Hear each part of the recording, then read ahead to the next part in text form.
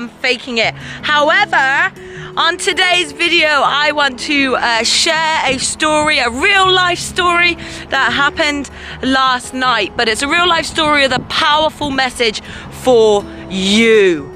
If you are somebody that stresses, if you are somebody that gets frustrated, and especially if you are a worrywart. I don't know if any of you guys have ever heard that expression before, quite a random one, worrywart. But if any of you are warriors, you worry about things, about what's going to happen, about what could happen. In fact, you stop taking action, you stop doing certain things because you are so worried about what could happen. Okay guys, very quickly actually, for those of you that don't know me, don't watch this channel, I am Harriet, hello, mwah, and here is a very quick intro. When you're grateful, you can't be worried, you can't be fearful.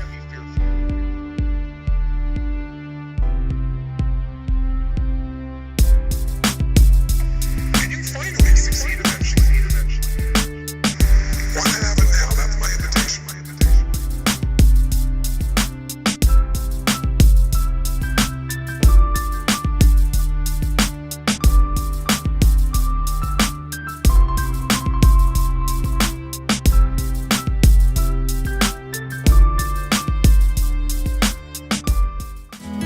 Welcome back. So as I was saying, we worry about so many things, and it is my mission to help warriors become warriors. So I want to share with you a story. They say that 90% of the things that we worry about never even happen. They never happen. How many of you guys have worried or stressed about something and it hasn't happened? Type in the comments box, have you done that? Say yes.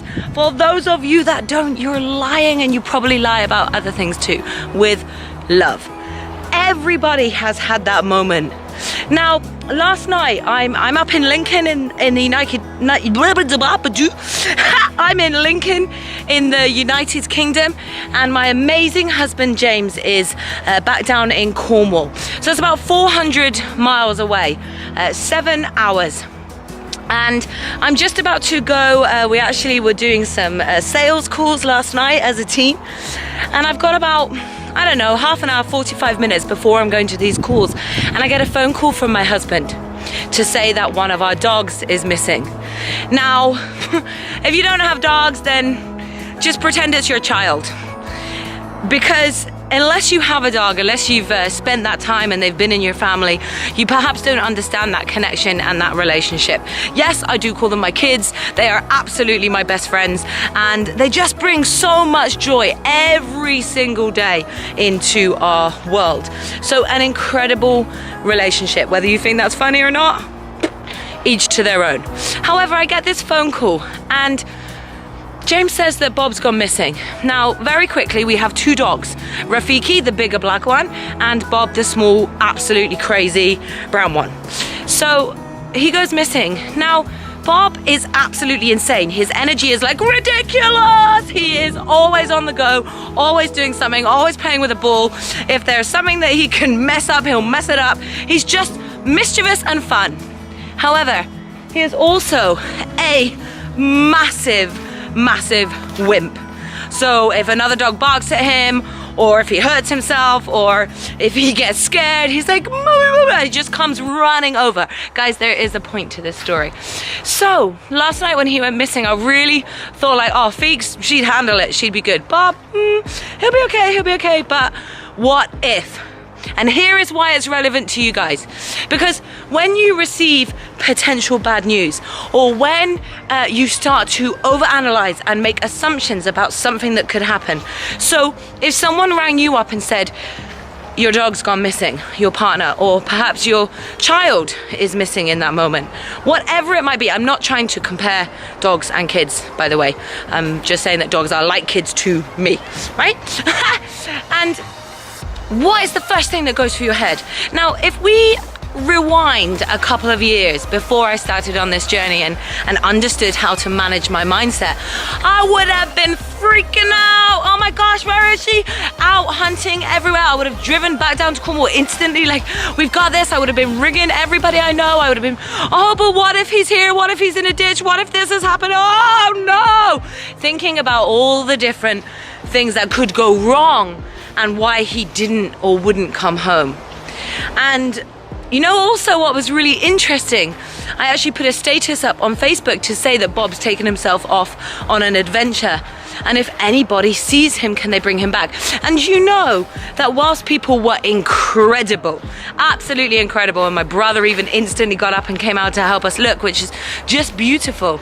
But you know, a lot of people were instantly like, oh my gosh, are you okay? Oh, sad faces. I hope that he will make it back, or this is so sad. Now, I understand that there could have been a sad outcome, but in these moments that all of us start to freak out and panic and worry, we don't know the outcome. So you have a choice to perceive it that it will be good, or to try and work out what to do or what the solution is if it goes another way. However, especially being up in Lincoln, I'm like 7 hours away. What was I gonna do in that moment? How could I have helped? I did what I could. I put statuses up on Facebook. I've just found a really random, look, just little circle area and trees. Absolutely beautiful. So in that moment, so when you receive that news, what do? Do you start panicking? Do you start freaking out? Or do you go, what can I do? So I put the status out on Facebook, contacted a couple of my friends that live in the village, and then I changed my focus. I went back with the team and I just cracked on with our sales calls and what we had to do there and then in that moment. Yes, of course, I checked my phone here and there. Yes, of course, I looked at Facebook to see if people had replied. But I changed my focus, and every time that Bob popped into my mind, I just kept thinking, he will be home. He will come home. He will come home. He will be there. He will come home. Perhaps I could drive down later and help look for him. He will come home. And I just kept telling that myself whenever it popped into my mind, kept reassuring of the positive. And about 2.5 hours later, just finished a phone call, my husband rings, Bob is home! Bob is back. So what would all of the stressing out and what would all the worrying have done? Nothing. Stopped me making those calls. Made me feel scared, horrible, anxious, probably made my friends and family feel anxious because I would have vibrated that state onto them. So I understand that sometimes the outcome isn't the same and things do go wrong, and very, very, very, like such a small minority of what we worry about can happen. So I'm not trying to say that there is no bad. Bad doesn't happen. Of course it does. Yin yang, you see my other videos. I understand there is always a balance of negative and positive. But what I am saying is that you absolutely have the power to take charge of your response. Take charge of how you act and how you deal with that. So guys, use this story. And I'm gonna share a couple of pictures of just craziness. Bob, here he is. Boo! Bob is beautiful. And Bob represents in this video why we shouldn't waste our time worrying about things. Ever. It does not serve you. It will not help you. And here is my final quote to wrap up this video with. Although I'm a little bit lost right now in this park. I don't know where I came in, or I have no idea. Hey, we'll find a way. Solution focused. Anyway, that last quote is, worrying is like a rocking chair. It gives you something to do, but it doesn't get you anywhere. That's it from me on today's video. If you are not already, subscribe, hit that bell so that you get your daily notification for inspiration, education, and motivation. Why? So that we can rise together. See you on the next video.